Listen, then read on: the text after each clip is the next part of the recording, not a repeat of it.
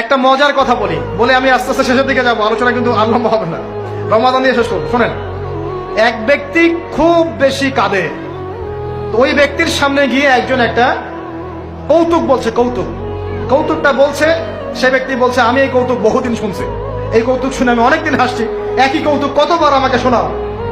তখন সেই ব্যক্তি বলছে, দ্বিতীয় ব্যক্তি, যে একটা কৌতুক শুনে যদি তুমি বারবার হাসতে না পারো, তাহলে একই দুঃখের কথা মনে করে বারবার কাঁদো কেন? কথা বুঝতে পারছেন না? ঘটনা তো গন কে শেষ, ওটা আমার জীবন থেকে ওভার। ওর সাথে আপনার অতীতের সাথে আপনার এখনকার কি সম্পর্ক? এখনকার আপনি নতুন মানুষ এবং সেটা গন কেস শেষ। অতএব মাদক আপনাকে সুখ দিবে না।